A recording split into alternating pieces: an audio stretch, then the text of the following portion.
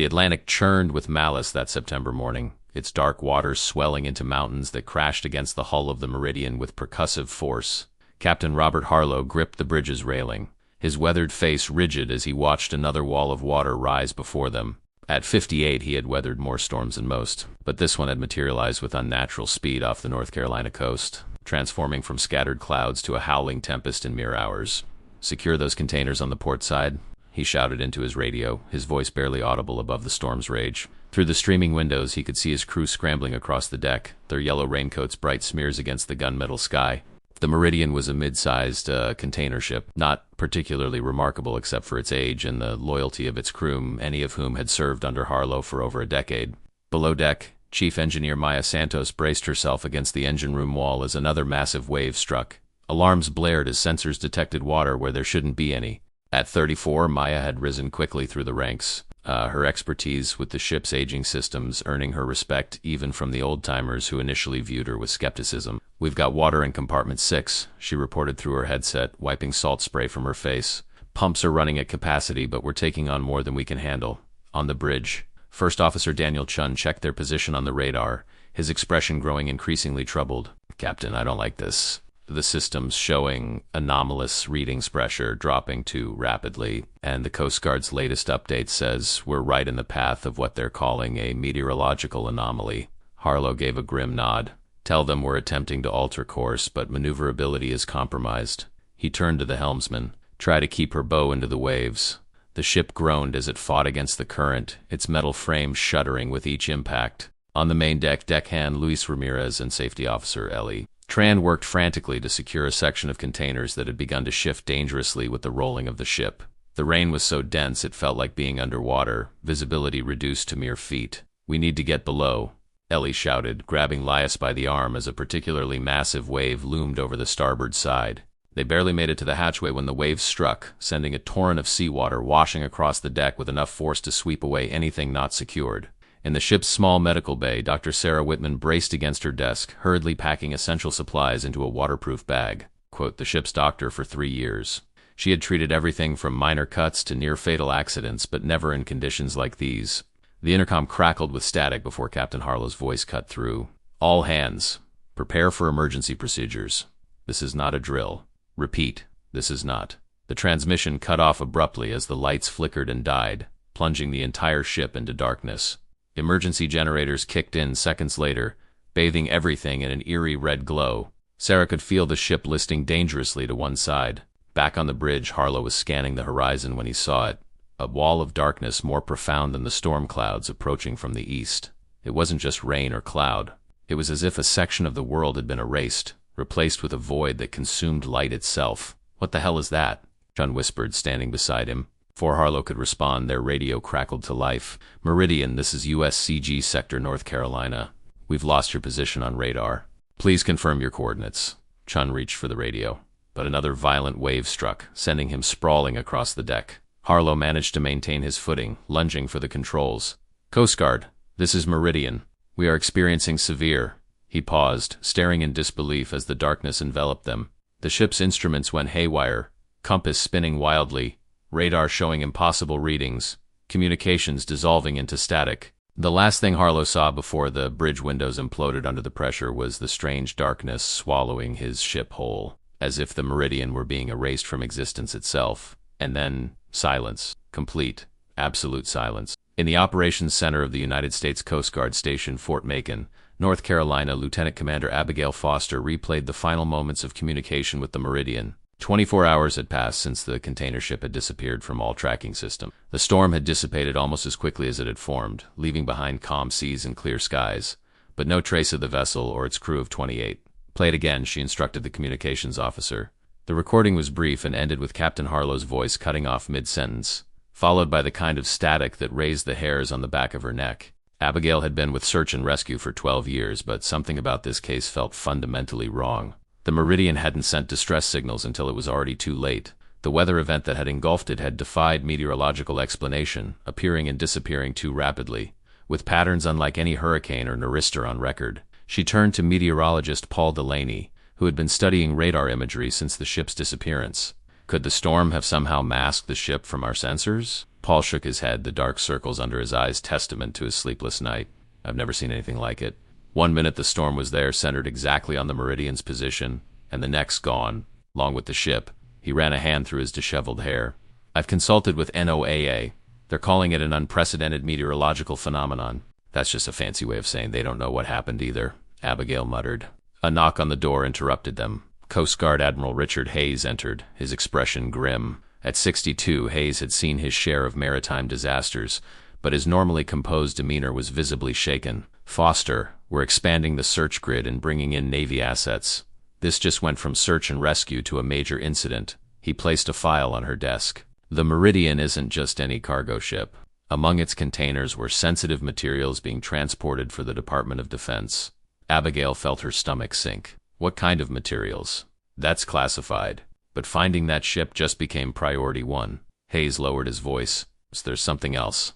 The National Weather Service has no explanation for what happened out there. Some of their scientists are using terms like temporal anomaly and localized gravitational disturbance, sir. With all due respect, that sounds like science fiction. Hayes' expression remained deadly serious.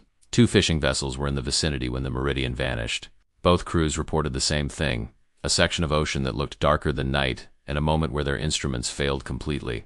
When systems came back online, the Meridian was gone. Before Abigail could respond, the communications officer called out urgently, "Commander Foster, we're picking up an automated identification signal from another search vessel?" she asked, already moving toward the console. "No, ma'am." The young officer looked up, face pale. "It's from the Meridian. According to this, the ship is right where it disappeared, and the timestamp on the signal shows it's transmitting as if no time has passed."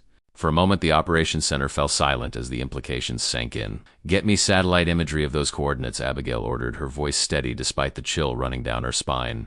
"And dispatch aircraft for visual confirmation immediately."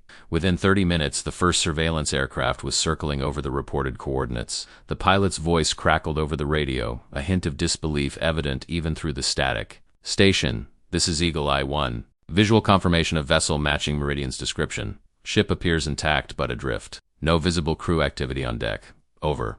Abigail exchanged glances with Admiral Hayes. "Eagle Eye 1, can you confirm any damage to the vessel?" There was a pause before the pilot responded. "Negative, station. That's the strange part. The ship looks pristine, like it just left port. No sign of storm damage whatsoever." As the sun set over Fort Macon that evening, Coast Guard and Navy vessels were converging on the Meridian's position. The mystery of how a ship could vanish in a storm and reappear 24 hours later, with no apparent damage and, seemingly frozen in time from the moment it disappeared, had transformed a rescue operation into something for which none of them had been trained. And somewhere on that silent vessel, the answers waited along with the fate of 28 souls who had sailed into darkness and somehow returned. The Coast Guard cutter Resolute approached the Meridian with caution, cutting through the now calm waters of the Atlantic as the first light of dawn spread across the horizon. Commander Abigail Foster stood on the deck, binoculars trained on the container ship that had materialized out of nowhere after 24 hours of frantic searching. Through the lenses, she could see the vessel sitting unnaturally still in the water, no signs of life visible on its decks. "It's like a ghost ship," murmured Lieutenant Marcus Rivera beside her. The tactical team leader had been briefed on the situation but still seemed to be struggling with the reality before them. "We don't use that term," Abigail replied firmly, though she couldn't deny the eerie stillness of the vessel. "Prepare the boarding team. Full protective gear. Communications check every 5 minutes." As the tactical team readied their equipment, Abigail was joined by Dr. Eleanor Chun, the physicist the Department of Defense had flown in overnight. The woman's arrival via military helicopter just before departure had raised eyebrows among the crew. "Doctor, any insights before we board?" Abigail asked. Eleanor adjusted her glasses, her expression carefully neutral. "Without data, Commander, I can only speculate. But the phenomena reported, the unusual storm formation, the electromagnetic disruptions, the temporal discrepancy, they suggest something beyond our current understanding of meteorological events. You're saying this isn't natural? I'm saying we should proceed with extreme caution. The laws of physics as we understand them don't allow for objects to disappear and reappear unchanged." She paused. "If the timestamp date is accurate and the ship's systems believe no time has passed, we may be dealing with something unprecedented." Abigail nodded grimly. "The boarding team will carry atmospheric and radiation monitoring equipment. We'll establish your mobile lab on the Resolute's aft deck once we've secured the Meridian. Within the hour." The tactical team was boarding the container ship via rigid-hull inflatable boats. Abigail led the first group, climbing the pilot ladder with practiced efficiency despite the unease settling in her stomach. The ship's deck was wet with morning dew, but otherwise unnervingly pristine. No signs of the violent storm that had supposedly engulfed it. Sierra team, secure the bridge. Bravo team, engineering. Delta with me to crew quarters, she ordered through her headset. Remember, this is potentially both a rescue operation and a scientific investigation. Document everything. The teams moved with practiced precision, weapons at the ready, though they expected no hostile contact. As they spread across the vessel, the eerie silence was broken only by their footsteps and the occasional creak of metal. Lieutenant Rivera's voice came through the CUM system first. Bridge secure. No personnel present. Commander, you need to see this. Abigail redirected her team to the bridge, climbing the stairs rapidly. What she found inside stopped her in her tracks. The bridge was immaculate, no broken windows, no signs of the damage reported in the Meridian's final transmission. More disturbing were the abandoned stations, chairs turned as if their occupants had just stepped away. A half-filled coffee mug still warm to the touch, instruments operational and showing readings as if in the middle of a standard voyage. The ship's log, Rivera said, pointing to the electronic display. Last entry was made by Captain Harlow at 0836 yesterday, exactly when communication was lost. But the system clock shows that time is current. Dr. Chun stepped forward, examining the instruments with intense focus. The ship's systems think it's still yesterday morning. Fascinating. She pulled out a handheld device and began taking readings. Significant electromagnetic anomalies, but no dangerous radiation levels. Commander, came another voice through the headset. Engineering team reporting. Engine room is operational but unmanned. We've found personal items, a jacket, tools laid out for maintenance work, even an open manual. It's like everyone just vanished in the middle of their duties. Abigail felt a chill that had nothing to do with the morning air. Delta team, report on crew quarters. Similar situation, Commander. Bunks show signs of recent occupation. Some personal items scattered as if in use. One shower was running when we entered. There was a pause. Commander, we've found no personnel, but all 28 life vests are still in their storage locations. No one abandoned ship at least not through proper protocols. Dr. Chun was examining the ship's radar and navigation systems. These readings are impossible, she murmured. According to the ship's instruments, it's experiencing the storm right now, despite the clear conditions outside. Abigail moved to the windows, looking out at the calm sea and the Coast Guard cutter floating nearby. How is that possible? I don't know yet, but I'm detecting strange temporal signatures throughout the bridge. It's as if ... quotes Chun hesitated. It's as if this space is experiencing time differently than the world outside. Over the next several hours, the search teams combed every inch of the Meridian, finding no trace of its crew but abundant evidence of their sudden disappearance. In the galley, breakfast preparations had been abandoned, mid-task bread half sliced, eggs cracked into a bowl but not whisked. In the recreation room, a chess game sat unfinished. The ship's security cameras showed nothing unusual until 0836 the previous day, when all footage simultaneously ended. By midday, Abigail had established a command center on the Meridian's bridge, while Dr. Chun converted part of the ship's conference room into a makeshift laboratory. Navy vessels had arrived to secure a perimeter around the ship, and specialized teams were methodically documenting and analyzing every aspect of the vessel. We've completed the preliminary survey, Abigail reported during a video conference with Admiral Hayes and a panel of grim-faced officials she didn't recognize. No crew members found aboard, but no indication of conventional evacuation or disaster. The ship is fully operational, undamaged, and according to its own system, still experiencing the storm that reportedly engulfed it 24 hours ago. And the sensitive cargo? Asked one of the unnamed officials. Container intact and secure, Abigail confirmed. Contents appear undisturbed according to the manifest scanners. Admiral Hayes leaned forward. Commander Foster, I'm authorizing you to remain aboard the Meridian with a skeleton crew and Dr. Chun's team. The rest of the search personnel will return to the Resolute, which will stand by at a safe distance, sir. Abigail questioned, surprised by the order. NOAA is tracking unusual meteorological formations in the area, similar to what preceded the Meridian's disappearance, but smaller in scale. We're not taking chances with additional personnel. After the call ended, Abigail found Dr. Chun in the conference room, surrounded by equipment hastily flown in from some government facility. The physicist was studying a three-dimensional holographic display showing swirling patterns of light. What am I looking at, Doctor? Abigail asked. Temporal displacement readings from across the ship, Chun replied without looking up. The Meridian exists in two states simultaneously physically present in our time frame, but its internal systems and environment still partially connected to whatever ... pocket ... it entered during the storm. You're saying the ship is in two times at once? Crudely put, but essentially correct. Chun finally looked up, her expression grave. Commander, I believe the crew may still be alive. Abigail felt her pulse quicken. Where? When is the better question. My theory is that when the anomaly struck, it created a temporal fracture. The physical ship has returned to our time frame, but the crew may be trapped in whatever temporal pocket the Meridian was briefly pulled into. How's that even possible? Chun gestured to her readings. Quantum physics allows for possibilities that seem impossible under classical physics. There are theories about temporal bubble spaces where time flows differently or stops altogether relative to the outside universe. So how do we get them back? That's what I'm working on. The good news is that these readings suggest the fracture hasn't fully closed. There's still a connection, however tenuous. Chun pointed to a particular cluster of light on her display.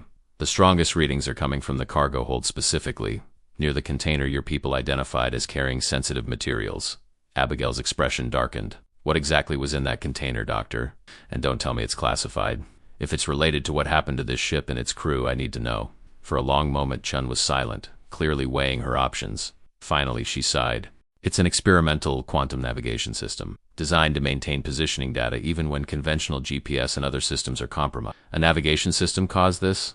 Not by design, certainly, but it operates on principles that interact with the fabric of space-time in ways we're still discovering. Chun hesitated. There's a possibility that when the system encountered the unusual electromagnetic properties of that storm, it created a feedback loop that amplified into a temporal anomaly. Before Abigail could respond, the ship's intercom system crackled to life unexpectedly. Both women froze, staring at the speaker mounted on the wall. Through bursts of static, a voice became barely audible, distorted but recognizably human. ...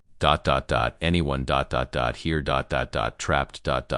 engineering section. That's impossible, Abigail whispered. The intercom system was checked. There's no one aboard. Chun was already moving, grabbing a handheld scanner. The fracture must be widening. We are getting audio bleed through from the temporal pocket. Abigail grabbed her radio. All personnel converge on engineering immediately. Possible contact with crew. They raced through the ship's corridors, joined by the small contingent of specialists who had remained aboard. The engineering section was a maze of machinery and narrow passageways, all eerily silent despite the engines being operational. The signal came through on the ship's internal communication system, Chun explained as they searched. If we can locate where the temporal overlap is strongest, ... Commander, called one of the technicians, getting strange readings from that compartment. He pointed to a sealed door marked Auxiliary Control. Abigail approached cautiously, pressing the intercom button beside it. This is Commander Foster, United States Coast Guard. If anyone can hear me, please respond. For several seconds there was nothing. Then the intercom crackled, and through waves of static, a woman's voice became barely audible. ... Maya Santos ... Chief Engineer ... Trapped ... Time ISN single quotes T ... Everyone else ... disappeared when the darkness ... The voice faded in and out, certain words clear while others were lost to static. Chun rushed forward with her equipment, taking readings around the doorframe. The temporal displacement is strongest here, she said excitedly. This section of the ship is experiencing the most significant overlap between time frames. Abigail pressed the intercom again. Chief Santos, we're going to get you out. Can you tell us who else is with you? More static then. ... Alone now. Others were here. Faded away. Storm still raging outside. Chun looked at her readings, then at Abigail. From her perspective, the storm is still happening. The others may have faded as the temporal pocket began collapsing or shifting. We need to stabilize the connection before we lose her too. How do we do that? The quantum navigation system. If it caused this, it might be able to reverse it, or at least stabilize the fracture long enough for us to attempt a rescue. Within minutes, they had retrieved the classified container from the cargo hold. Inside was a device smaller than Abigail had expected, a sleek metal box about the size of a microwave oven, covered in warning labels and government seals. Chun worked quickly to interface it with her own equipment. I'm going to attempt to use it to widen the stable area of temporal overlap, she explained as she worked. If I can extend it to encompass that compartment fully, we might be able to pull Chief Santos back into our time frame. Might? Abigail questioned. Chun didn't look up from her work. This is beyond experimental, Commander. We're making this up as we go. Night had fallen by the time Chun declared her preparations complete. The auxiliary control room door was now surrounded by a makeshift array of equipment, cables snaking across the floor to connect with the quantum navigation device and portable power sources. The theory is simple, Chun explained to Abigail and the small team of specialists. We're going to use the device to generate a controlled version of the phenomenon that occurred naturally during the storm. By creating a stable temporal field encompassing this compartment, we should be able to fully reintegrate it with our time frame. And if it doesn't work? One of the Navy technicians asked. Chun's expression was grim. Best case, nothing happens. Worst case, we trigger another anomaly and join the missing crew. Abigail looked at the sealed door behind which Chief Engineer Maya Santos might be trapped in a moment from yesterday alone and unaware that for the rest of the world time had continued to flow. "Do it," she ordered. Chun activated the system. The lights throughout the engineering section dimmed as power was diverted to the experimental equipment. A low humming filled the air, gradually increasing in pitch until it was almost beyond the range of human hearing. The air around the door seemed to shimmer like heat waves rising from hot asphalt. "Temporal field stabilizing," Chun reported, eyes fixed on her monitors. "The quantum navigation system is successfully generating a controlled overlap." The metal of the door began to vibrate visibly. The humming intensified, and for a brief moment, Abigail thought she could see through the solid door, glimpsing another version of the corridor they stood in, one where emergency lighting flashed and the distant sound of alarms could be heard. "Now," Chun shouted, making an adjustment to her equipment. There was a sound like air rushing into a vacuum, and the door flew open. Sprawled on the floor of the auxiliary control room was a woman in a grease-stained uniform, gasping as if she'd been underwater and had finally reached the surface. Maya Santos looked up at them with wide, disbelieving eyes. "The storm," she managed between breaths. "What happened to the storm?" Abigail knelt beside her. "It's over, Chief. You're safe now." Maya struggled to sit up, looking around in confusion. "The others, Captain Harlow, Daniel, the rest of the crew, they were with me." Then they started to fade away one by one. "When exactly?" Chun asked intently, still monitoring her equipment. "Just minutes ago. We were all trapped when that darkness hit the ship." Time felt wrong, stretched out and compressed at the same time. Maya's eyes darted around the corridor.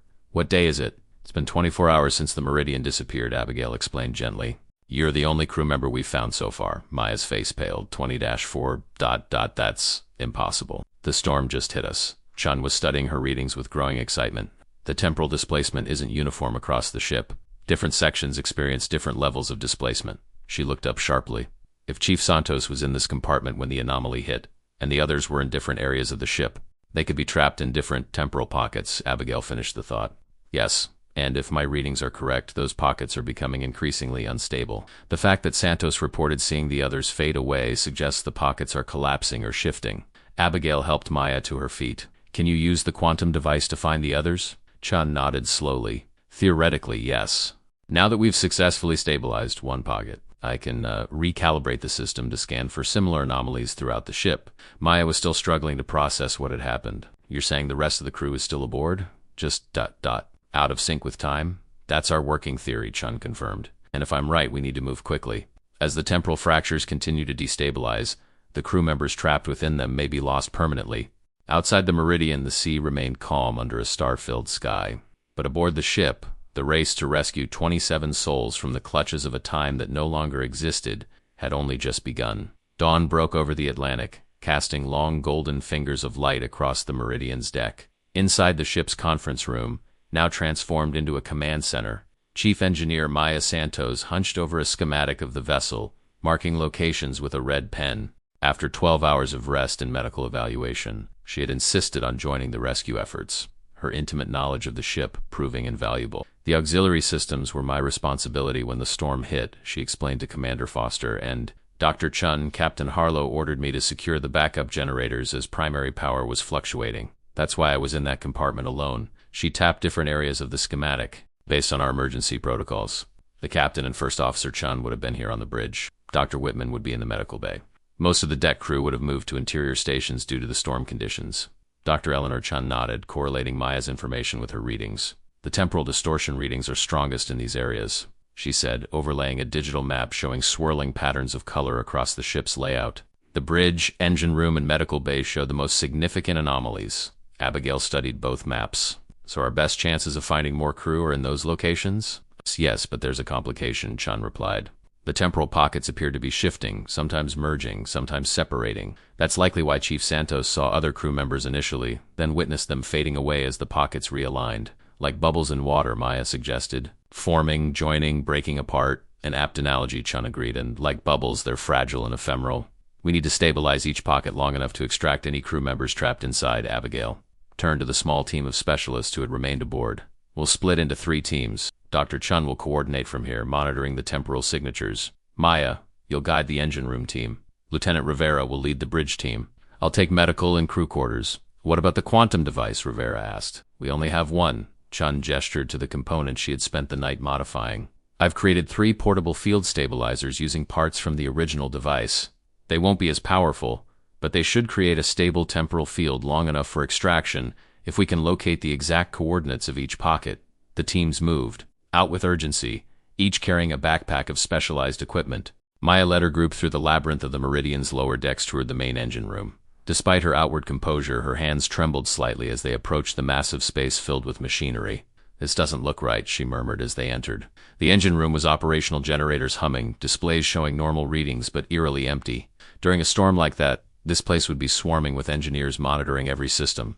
The Navy technician accompanying them consulted a handheld sensor, getting strong temporal readings near the main control panel. Maya approached cautiously. The air around the control station seemed to waver slightly, like heat distortion. "That's Senior Engineer Patel's station. He's been with the ship longer than I have." Following Dr. Chun's instructions, they set up the portable field stabilizer, carefully calibrating it to the specific frequency of the temporal distortion. As the device powered up, the distortion in the air became more pronounced. "Activating now," the technician announced, initiating the sequence. For several seconds, nothing happened. Then, like a television changing channels, the space around the control panel seemed to flicker and shift. Suddenly, they could see a ghostly version of the engine room overlaid on their reality, emergency lights flashing, gauges showing critical readings. And at the control panel, a middle-aged man in an engineer's uniform worked frantically at the controls, unaware of their presence. "Rajiv," Maya called out. "Rajiv Patel." The man gave no indication of hearing her. The technician adjusted the stabilizer's settings, strengthening the field. The overlay became more solid, more present. "He can't hear us," the technician explained. "We're seeing into his temporal pocket, but there's still a barrier. We need to fully merge the pockets to make contact." Maya stepped closer to the wavering boundary of the temporal field. Maximum power to the stabilizer. As the device hummed loudly, Maya reached toward her colleague, her hand passing through the barely visible boundary between time frames. For a moment, her fingers seemed to elongate impossibly, stretching across some unseen dimension. Then, with a sound like air rushing from a punctured tire, the barrier between pockets collapsed. Rajiv Patel stumbled backward as his surroundings suddenly shifted, emergency lighting giving way to normal illumination, alarms fading to silence. He stared in disbelief at Maya and the rescue team. "Santos? What? How did you... .. He looked around in confusion. The engines were redlining. "The storm. It's over," Maya told him, the same words Abigail had used to comfort her hours earlier. "You've been trapped in a temporal anomaly. We're rescuing the crew." As the technician helped the disoriented engineer, Maya's radio crackled with Abigail's voice. "Engine room team. Report." "Success," Maya responded, unable to keep the emotion from her voice. "We've recovered Senior Engineer Patel. Good work. Medical Bay team has recovered Dr. Whitman and 2 crew members who were being treated for minor injuries." Bridge team reports difficulty stabilizing their temporal field. They can see Captain Harlow and First Officer Chun, but haven't been able to make contact yet. Over the next several hours, the rescue teams moved methodically through the ship, locating and stabilizing temporal pockets wherever they found them. Some contained multiple crew members. Others held only empty spaces where a crew had been before shifting to another pocket. By mid-afternoon, they had recovered 17 of the 28 missing crew members, each disoriented and struggling to comprehend that a full day had passed while they experienced only minutes. Dr. Chun coordinated the efforts from the command center, directing teams to where the temporal signatures were strongest. "The pockets are becoming increasingly unstable," she warned during a brief meeting with Abigail. "We've got maybe 6 hours before they collapse completely." "We're still missing 11 crew, including the captain," Abigail replied grimly. "The bridge pocket has been the most problematic." "Because it was the epicenter of the anomaly," Chun explained. "The quantum navigation system's primary interface is on the bridge. When the storm's electromagnetic properties interacted with it, that's where the temporal fracture originated. So what do we do?" Chun's expression was grave. "We need to bring the original quantum device to the bridge. The portable stabilizers aren't powerful enough for that pocket." As they prepared for this final, crucial extraction, the recovered crew members gathered in the mess hall, comparing experiences and trying to process what had happened to them. Dr. Sarah Whitman, the ship's physician, moved among them, checking vital signs and offering what comfort she could. "Physically, they're all fine," she reported to Abigail. "Mentally, that's another story. They've experienced something traumatic and inexplicable." "What about you?" Abigail asked. "You were trapped too." Sarah's hands stilled momentarily. "I was treating a sprained wrist when the storm hit. Then suddenly everything changed, the lighting, the readings on my equipment. And there you were, telling me a day had passed in what felt like minutes." She shook her head. "As a doctor, I deal in concrete realities. This is beyond my training." On the bridge, Lieutenant Rivera and his team had spent hours trying to stabilize the temporal pocket containing Captain Harlow and First Officer Chun. Through the wavering barrier between time frames, they could see the two officers frantically working the ship's controls, seemingly frozen in the moment the storm had engulfed the Meridian. "We've tried every frequency combination," Rivera reported as Abigail and Dr. Chun arrived with the original quantum device. "The portable stabilizer just isn't powerful enough to penetrate whatever's happening here." Chun immediately began connecting the quantum navigation system to her equipment. "The temporal distortion is most concentrated here," she explained. "It's like trying to see through the eye of a storm." As they worked, Maya arrived with Rajiv Patel and 2 other recovered engineers. "We thought we might be needed," she said simply. "Good," Chun nodded. "We may only get one shot at this. When I activate the device, it will attempt to fully reintegrate this section of the ship with our time frame. The energy discharge could be substantial." Abigail addressed the group. "Everyone take positions around the perimeter of the bridge. When the field stabilizes, move quickly to secure the captain and first officer. They'll be disoriented and may resist if they don't immediately understand what's happening." The team took their positions as Chun made final adjustments to the quantum device. Through the temporal distortion, they could see Captain Harlow shouting orders. His face contorted with tension as he fought to save his ship from a storm that had ended 24 hours ago. "Ready," Chun announced. Initiating temporal reintegration in 3, 2, 1, she activated the device. The quantum navigation system emitted a high-pitched whine as energy coursed through its components. The air on the bridge seemed to ripple and tear, the boundary between time frames becoming visible as a shimmering curtain of light. Through this curtain, Captain Harlow turned suddenly, as if sensing their presence for the first time. His eyes widened as he saw the rescue team arrayed around his bridge. He said something to First Officer Chun, who looked up from his console in alarm. "The pocket is stabilizing," Dr. Chun reported, eyes fixed on her readings, preparing for full reintegration. The shimmering curtain began to pulse, expanding and contracting like a breathing entity. With each pulse, the overlapping image of the storm-ravaged bridge became clearer, more solid. "Maximum power," Chun ordered, making a final adjustment. The quantum device glowed with energy, its components straining under the load. The temporal curtain expanded rapidly, encompassing the entire bridge in a flash of brilliant light. When it faded, Captain Harlow and First Officer Chun stood amid the rescue team, the emergency conditions of their time frame replaced by the calm reality of the present. "What the hell is going on?" Harlow demanded, looking from face to face until he spotted Maya. "Santos? Who are these people?" Before Maya could respond, the ship shuddered violently. Alarms blared as systems throughout the vessel fluctuated. "The temporal reintegration is causing cascade failures in the remaining pockets," Chun shouted over the noise. "They're collapsing prematurely. What does that mean for the missing crew?" Abigail demanded. Chun's expression was anguished. "If they're still trapped in those pockets when they collapse, double quotes." She didn't need to finish the sentence. Abigail turned to Maya. "How many are we still missing?" 9 crew members, Maya reported after a quick consultation with Captain Harlow. "Mostly deck crew and a few from the engine room. Can we locate them?" Abigail asked Chun. The physicist was already studying her instruments. "The remaining temporal signatures are fading rapidly, but I'm detecting 3 distinct pockets: cargo hold, crew quarters section C, and the forward storage area." "We split up," Abigail decided instantly. 3 teams, all remaining stabilizers at maximum power. "We have minutes, not hours."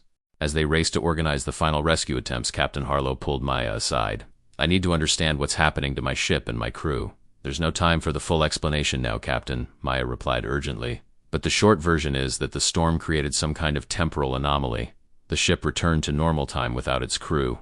We've been recovering everyone from what Dr. Chun calls temporal pockets, spaces where time stopped or slowed." Harlow's weathered face showed his struggle to comprehend. "And these pockets are collapsing?" "Yes, and we need to recover the rest of the crew before they're lost for good. We need your help." Without further questions, Harlow nodded sharply. "Tell me where to go." The 3 teams deployed rapidly, racing against time as the ship continued to shudder and systems fluctuated. In the cargo hold, Abigail's team located 3 deckhands trapped in a rapidly destabilizing pocket. The extraction was difficult, the temporal barrier resistant to their efforts, but ultimately successful.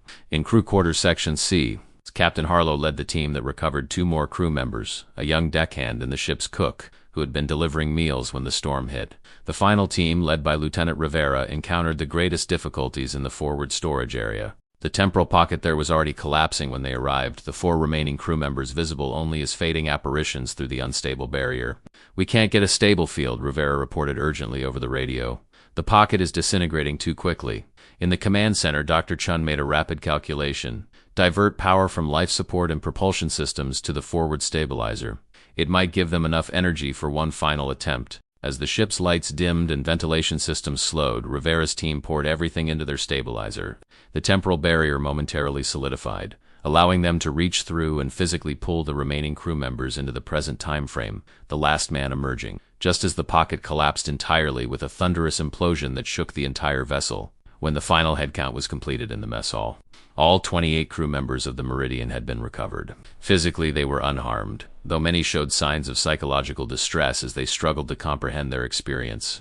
"I still don't understand what happened to us," Captain Harlow said as he sat with Abigail, Maya, and Dr. Chun in his quarters later that evening. "How does a ship disappear from existence for 24 hours and then reappear as if nothing happened?" Chun attempted to explain the complex temporal physics involved using analogies and simplified terms. The quantum navigation system, combined with the unusual electromagnetic properties of the storm, created what we might call a time bubble around the Meridian. Inside this bubble, time nearly stopped. What felt like minutes to you was a full day outside. "And the crew being separated into these pockets?" Harlow asked. The time bubble was in uniform. As it collapsed and the ship reintegrated with normal time flow, different sections of the vessel reintegrated at different rates, creating isolated pockets where crew members remained trapped in the slowed time frame. Harlow shook his head. "In 30 years at sea, I've never heard of anything like this." "Because nothing like this has ever been documented," Chun confirmed. "What happened to the Meridian will revolutionize our understanding of temporal physics, assuming the government doesn't classify everything about this incident." A knock at the door interrupted them. First Officer Daniel Chun entered, his face showing the strain of the day's events, but his manner professional as ever. "Captain, all systems have been restored to normal operation. The crew is resting comfortably under Dr. Whitman's supervision." He hesitated. "Sir, there's something else. When we were reviewing the data logs, we found something strange." "Stranger than disappearing for a day and returning unchanged?" Harlow asked with grim humor. "Possibly, sir. According to our navigation systems, during the time we were away, the Meridian didn't just disappear. It moved." Dr. Chun sat forward abruptly. "Moved how?"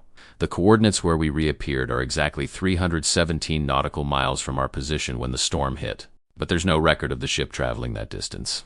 It's as if we jumped instantly from one location to another." The implications hung heavy in the air. "Not just a time anomaly, but a space anomaly as well." "Teleportation," Dr. Chun whispered, eyes wide with scientific wonder. "The quantum navigation system must have interacted with the storm in ways we never anticipated. This goes beyond temporal displacement, it suggests. The ship briefly existed outside conventional spacetime entirely." Captain Harlow looked weary. "What matters is that my ship and my crew are intact. What happens now?" Abigail glanced at Dr. Chun before answering.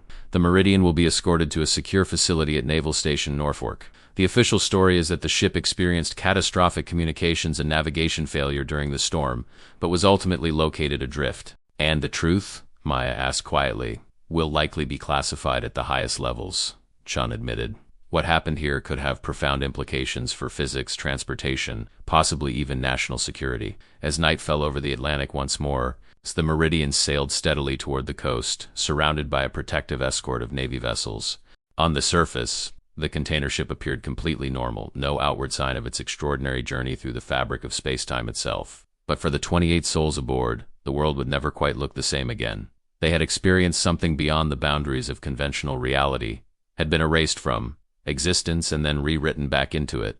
As Maya Santos stood at the railing watching the distant lights of the escort vessels, she couldn't shake the feeling that part of her was still caught in that moment when time stopped, suspended between heartbeats in an eternal present. The storm had indeed wiped the Meridian off the map, but the map, they had discovered, was far more complex and mysterious than anyone had ever imagined. 3 months after the Meridian incident, Maya Santos stood on the observation deck of the Naval Research Facility in Norfolk, Virginia, watching technicians in hazmat suits examine the quantum navigation system that had forever changed her understanding of reality. The device had been removed from the ship and transported to this classified facility, where a team of scientists had been studying it around the clock. Maya's presence was unusual. Most of the Meridian's crew had been debriefed, sworn to secrecy, and released back to their regular lives with a carefully crafted cover story to explain their disappearance.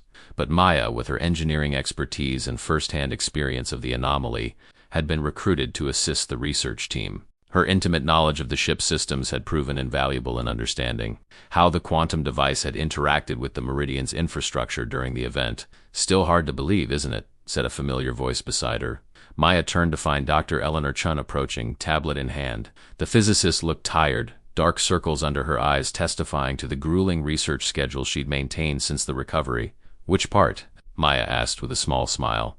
"The time bubble, the teleportation, or the fact that I'm now working for a classified government research program instead of shipping cargo across the Atlantic?" Chun leaned against the railing. All of it, I suppose. 3 months ago, temporal displacement was theoretical physics, the stuff of academic debates and science fiction. Now we're mapping the properties of actual space-time anomalies. Below them, in the cavernous research bay, the quantum navigation system sat within a specialized containment field. Its innocuous appearance belied its profound significance, a device that had accidentally torn a hole in the fabric of reality itself. Have they made any progress understanding what actually happened? Maya asked. Chun nodded, bringing up a simulation on her tablet.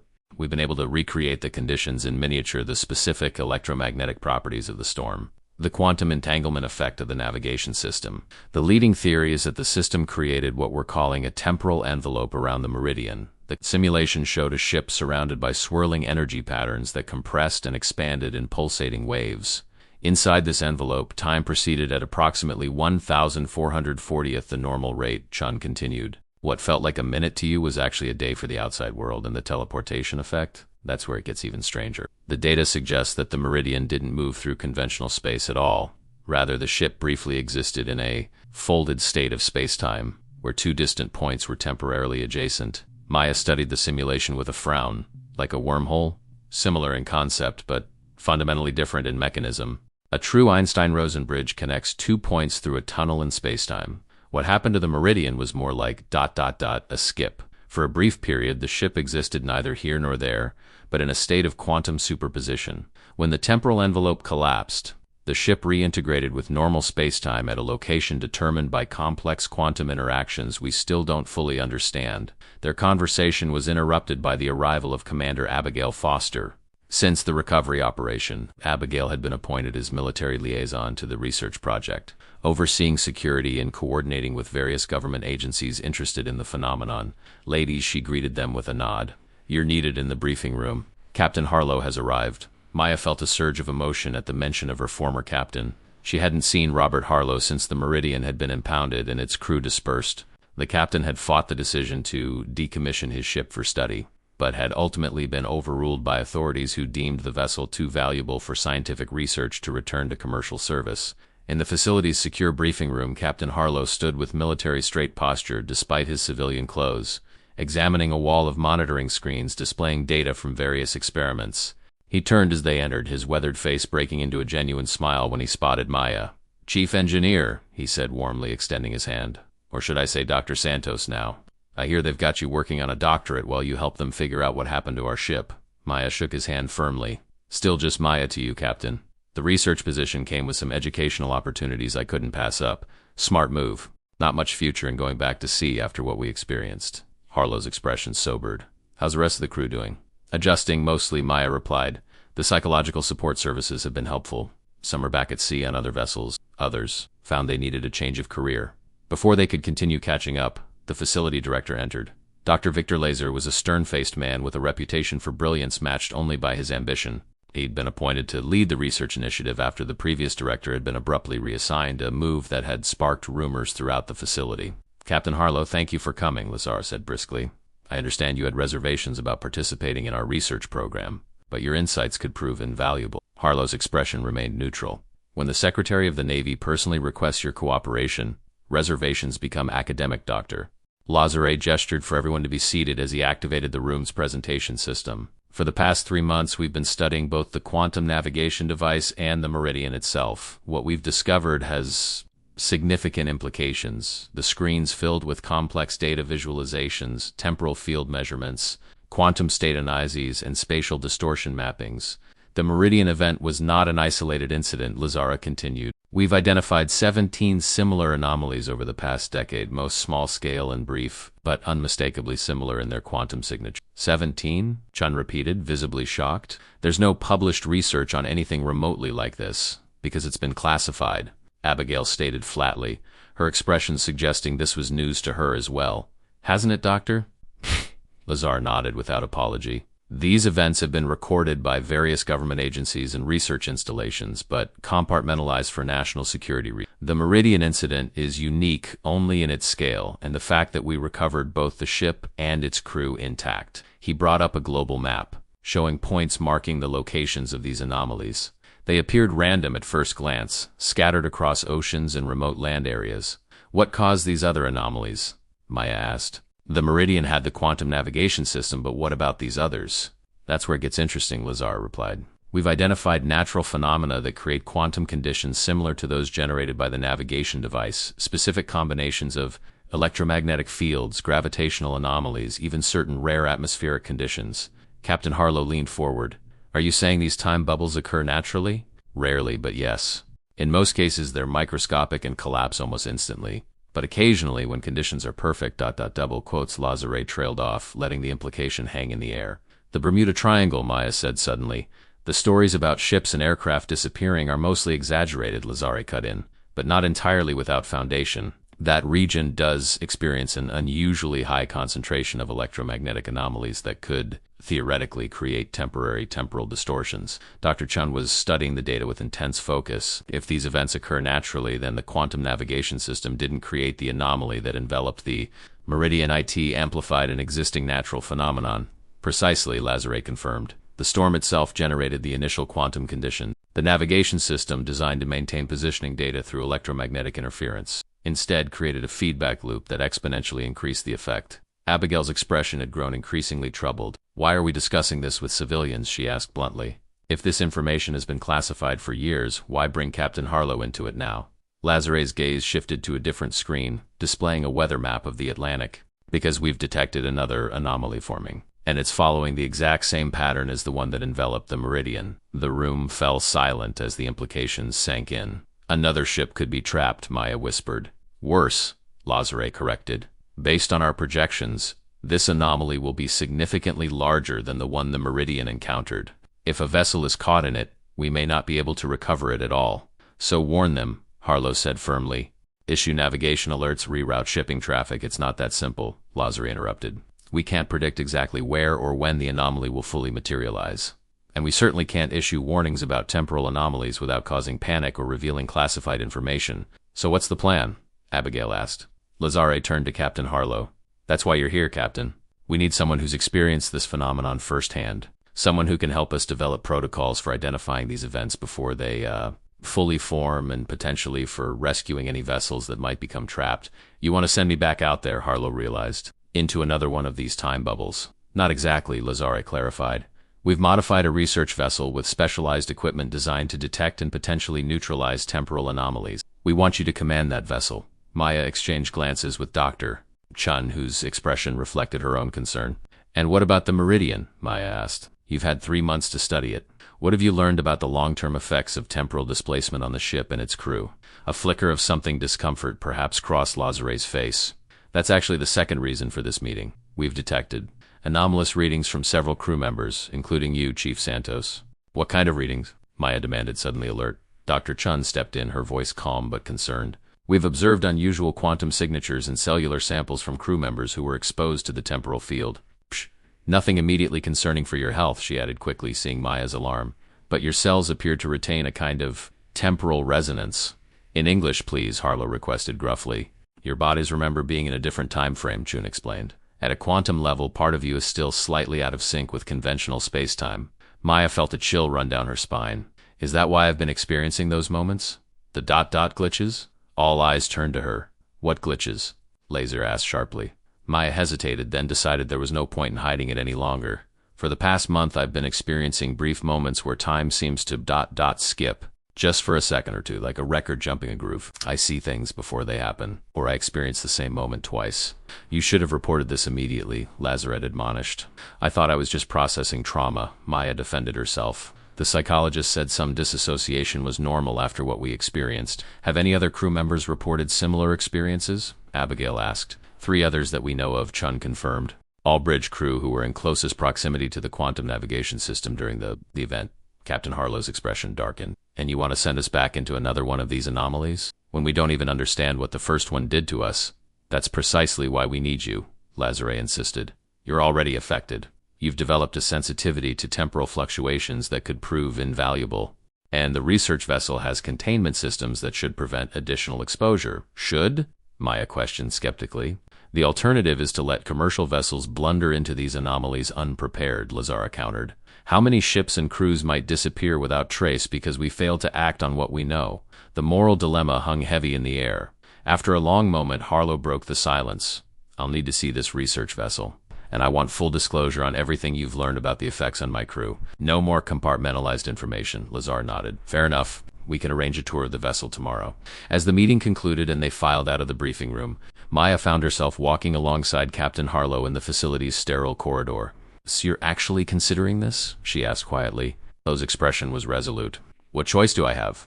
If there's another ship out there that might face what we did, or worse, how could I live with myself if I didn't try to prevent it? And what about the glitches? Aren't you experiencing them too? Harlow was silent for a moment before answering. 3 times now. Once I watched a cup fall from a table before it actually fell. Another time I felt like I repeated the same conversation twice. The third ... he hesitated. The third time was different. I saw something that hasn't happened yet. At least I don't think it has. What did you see? Maya asked, feeling that same chill again. The Meridian, back at sea. But wrong somehow. Like seeing a photo negative. Before Maya could respond, they were interrupted by Dr. Chun, who approached with an urgent expression. Captain Maya, there's something you need to see. She led them to a research lab where multiple screens displayed surveillance footage of what appeared to be a medical isolation room. Inside, lying on a bed surrounded by monitoring equipment, was a middle-aged man Maya immediately recognized. That's Rajiv Patel, she said, senior engineer from the Meridian. What's he doing here? I thought he'd been released with the others. He was, Chun confirmed grimly. But 3 weeks ago, his temporal symptoms became severe. He experienced what he described as slipping, moments where he physically disappeared from one location and reappeared in another. Teleportation? Harlow asked in disbelief. Not exactly, more like temporal displacement on a personal scale. His body briefly shifted into the same state the Meridian experienced during the anomaly. Maya stared at the screen, at her colleague lying motionless while scientists monitored his condition. Is he stable now? For the moment, we've created a temporal stabilization field around him that seems to be preventing further episodes. But we don't know if the effect is permanent or progressive. How many others? Harlow demanded. How many of my crew are experiencing these symptoms? Chun looked uncomfortable. 7 have reported minor temporal perception issues, experiencing déjà vu, seeing brief flashes of past or future events. 3, including Patel, have experienced physical manifestations. And you still want us to go near another anomaly? Maya asked incredulously. That's exactly why you need to go, came Lazare's voice from behind them. The director had entered the lab silently. The more we understand about these anomalies, the better chance we have of helping those affected by them, including your crew. Or we could make it worse, Maya countered. Perhaps, Lazare conceded, but there's something else you should know. He nodded to Chun, who reluctantly activated another monitor. This screen showed a different kind of data brain scans labeled with Patel's name. Certain areas were highlighted in bright colors, standing out against the grayscale background. These regions show unusual activity, Chun explained, particularly in areas associated with memory and perception. But the most remarkable finding is this. She pointed to a specific highlighted region. This pattern of neural activity is typically only seen in highly specialized cognitive tasks complex, mathematical calculations, extreme spatial reasoning, quantum computational modeling. You're saying the temporal exposure enhanced his brain function? Harlow asked skeptically. Not enhanced, Chun corrected. Altered. His brain is processing information differently, specifically, information related to time and space. He's perceiving dimensions of reality that most human brains filter out. Maya felt suddenly lightheaded as the implications became clear. You think we're evolving? That the exposure to the temporal anomaly is changing us on a fundamental level? Evolution implies a genetic change that can be passed to offspring, Chun said cautiously. We don't know if these changes are heritable, but they are progressive, and they appear to be accelerating with proximity to temporal fluctuations, which is why Lazar interjected. Studying these anomalies is crucial. If exposure has already altered you, we need to understand how and why, especially if more anomalies are forming naturally. Captain Harlow's face had gone pale, but his voice remained steady when he spoke. When do we leave? The research vessel Kronos is ready for deployment, Lazara replied. We can begin mission preparation immediately. I'm going too, Maya said firmly. If we're studying the effects on the crew, you need an engineer who understands both the ship systems and what happened to us. Lazar nodded, unsurprised. Dr. Chun will also join the mission as lead scientist. Commander Foster has been assigned as military liaison. One condition, Harlow stated, his tone making it clear this was non-negotiable. I want regular updates on the condition of all my crew, especially those showing symptoms, and I want a direct line to each of them. They deserve to know what's happening, agreed, Lazari said after a brief hesitation. Now, if you'll follow me, there's someone else you should meet before we proceed.